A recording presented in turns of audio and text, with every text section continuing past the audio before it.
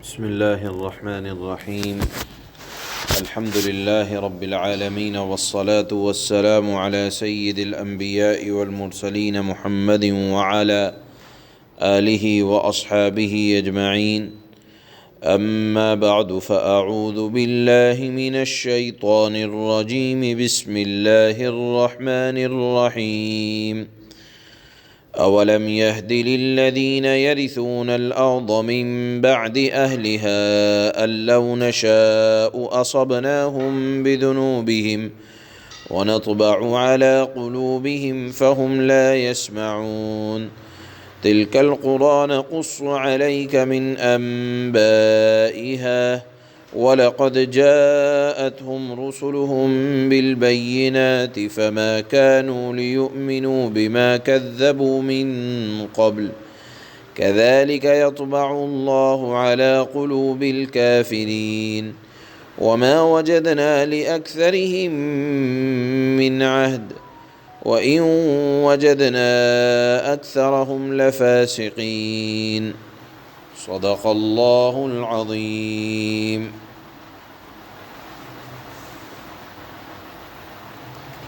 اللہ تعالیٰ نے ان 3 آیتوں میں 3 الگ الگ باتیں ارشاد فرمائی ہیں.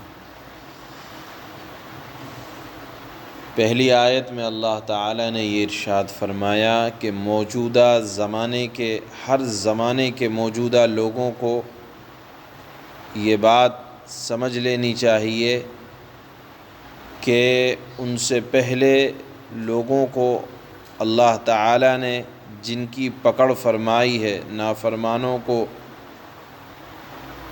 تباہ و برباد کیا ہے، اگر اسی طریقے کے گناہ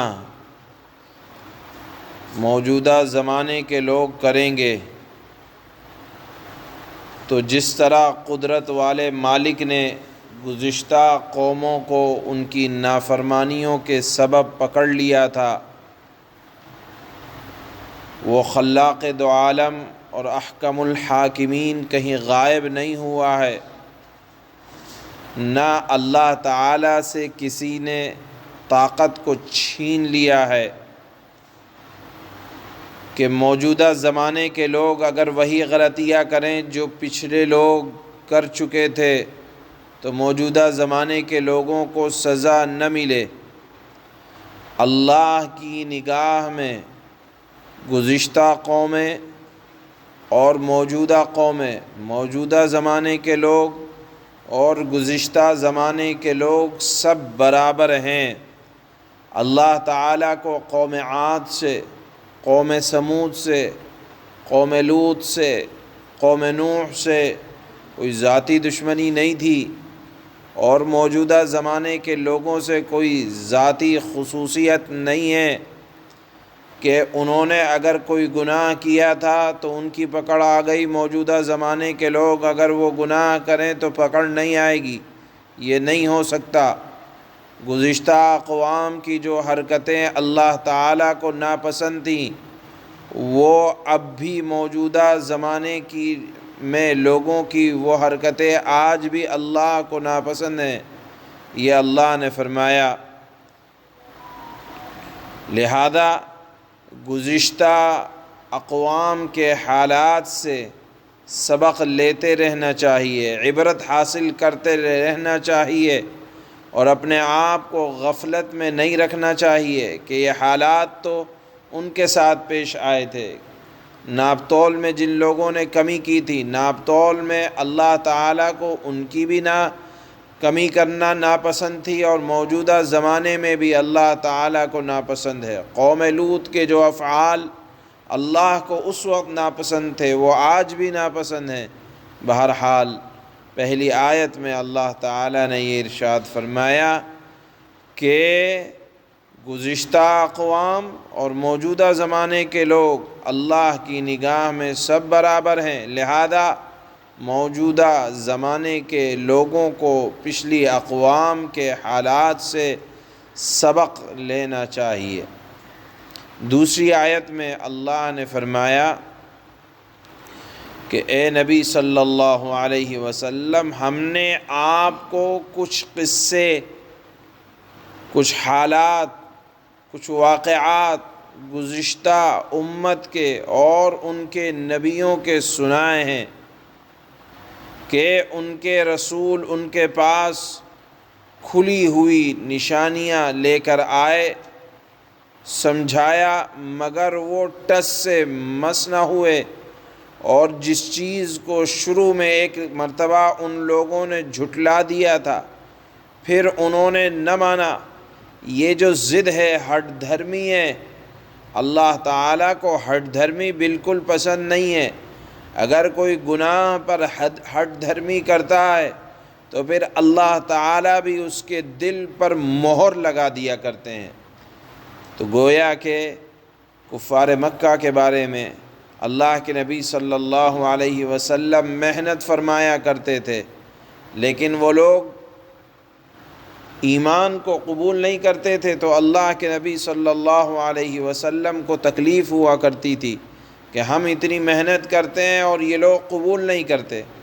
تو اللہ نے دوسری آیت میں اپنے حبیب صلی اللہ علیہ وسلم کو تسلی فرمائی اور فرمایا یہ حالات کوئی آپ کے ساتھ ہی خاص نہیں ہیں، بلکہ آپ نے جو پچھلے انبیاء کے حالات سنے، ان کے نبی بھی ان کے ساتھ، اپنی قوم کے ساتھ سمجھایا کرتے تھے، لیکن وہ قوم کو جتنا سمجھاتے، قوم نے جس بات کو شروع میں نہ مانا، آخر تک اس کو قبول ہی نہیں کیا، تو اس کی بنیاد پر اللہ تعالیٰ نے ان کے دلوں پر مہر لگا دی۔ لہذا ہدایت کا مل جانا یہ اللہ کی طرف سے ایک نعمت ہے، ورنہ جو لوگ نافرمانی پر اڑے رہتے ہیں، اللہ تعالیٰ پھر حق بات کے قبول کرنے سے ان کے دلوں پر مہر لگا دیتے ہیں، جس مضمون کو اللہ نے یہاں فرمایا كَذَلِكَ يَطْبَعُ اللَّهُ عَلَى قُلُوبِ الْكَافِرِينَ، کہ اللہ تعالیٰ نافرمانوں، اپنا انکار کرنے والوں کے دلوں پر مہر لگا دیا کرتے ہیں۔ تیسری آیت میں اللہ تعالیٰ نے ایک خاص بات ارشاد فرمائی ہے، وہ یہ کہ آپ نے گزشتہ اقوام کے حالات سنے اور پڑھے۔ ان قوموں میں دو باتیں ایک جیسی پائی جاتی تھیں۔ پہلی بات یہ کہ ان میں کے اکثر لوگ وعدہ خلاف تھے،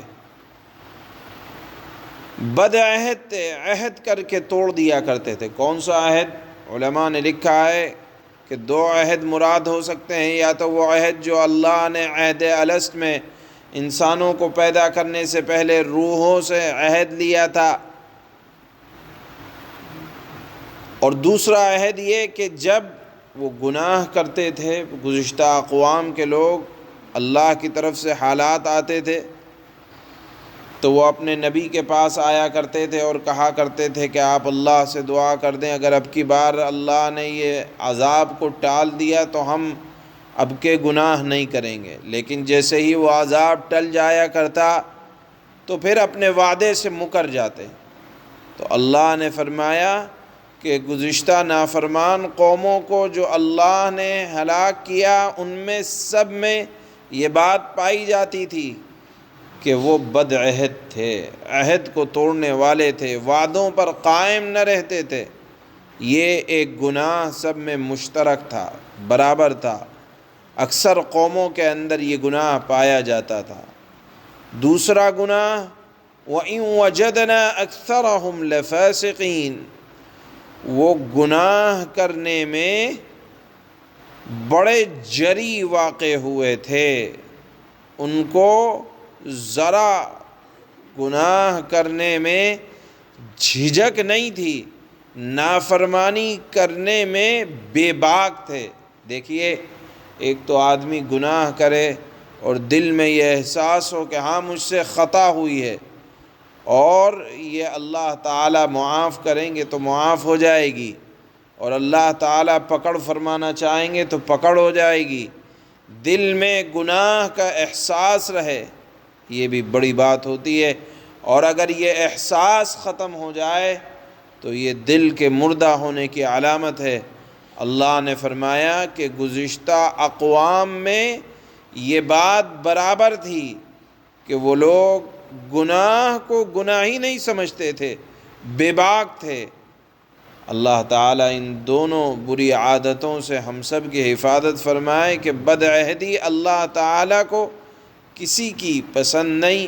دوسری بات، گناہ کو آدمی گناہ سمجھے، اگر گناہ ہو جائے تو استغفار کرے، بے باک نہ ہو جائے، اور اللہ کی طرف سے اگر پکڑ نہیں آ رہی تو یہ اللہ کی طرف سے ڈھیل ہے اور اس پر جرأت نہیں دکھلانی چاہیے۔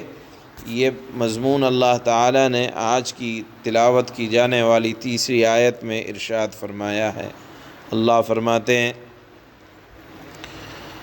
اولم يهد للذين يرثون الارض من بعد اهلها ان لو نشاء اصبناهم بذنوبهم ونطبع على قلوبهم فهم لا يسمعون۔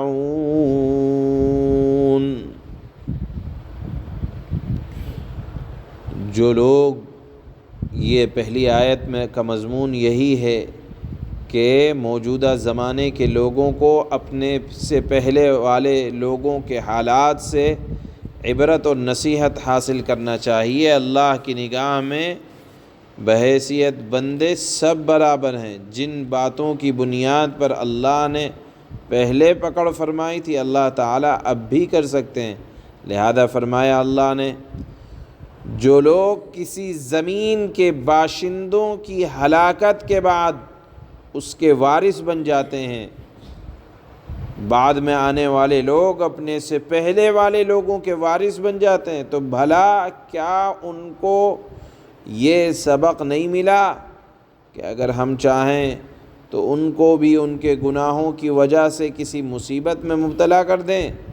اور جو لوگ اپنی ضد کی بنیاد پر یا اپنی ضد کی وجہ سے سبق حاصل نہیں کرتے گزشتہ قوموں کے حالات سے، ہم ان کے دلوں پر مہر لگا دیتے ہیں، جس کے نتیجے میں وہ کوئی بات نہیں سنتے، یعنی عمل کے قریب نہیں جاتے۔ تِلْكَ الْقُرَىٰ نَقُصُّ عَلَيْكَ مِنْ أَنبَائِهَا وَلَقَدْ جَاءَتْهُمْ رُسُلُهُم بِالْبَيِّنَاتِ فَمَا كَانُوا لِيُؤْمِنُوا بِمَا كَذَّبُوا مِن قَبْلُ كَذَلِكَ يَطْبَعُ اللَّهُ عَلَى قُلُوبِ الْكَافِرِينَ۔ یہ ہیں وہ بستیاں جن کے واقعات ہم آپ کو سنا رہے ہیں، اور حقیقت یہ ہے کہ ان سب کے پاس ان کے پیغمبر کھلے کھلے دلائل لے کر آئے تھے، مگر جس بات کو وہ پہلے جھٹلا چکے تھے اس پر کبھی ایمان لانے کو تیار نہ ہوئے۔ جو لوگ کفر کو اپنا چکے ہوتے ہیں ان کے دلوں پر اللہ تعالیٰ اسی طرح مہر لگا دیتا ہے۔ وَمَا وَجَدْنَا لِأَكْثَرِهِم مِّنْ عَهْدٍ وَإِن وَجَدْنَا أَكْثَرَهُمْ لَفَاسِقِينَ۔ ہم نے گزشتہ اقوام کی اکثریت میں ہیں عہد کی، وعدے کی کوئی پاسداری نہیں پائی، سب میں یہ گناہ پایا جاتا تھا کہ وہ بدعہد تھے، اور واقعہ یہ ہے کہ ان میں سے اکثر لوگوں کو ہم نے نافرمان ہی پایا کہ وہ گناہ پر بڑے جری واقع ہوئے تھے۔ سبحان اللہ۔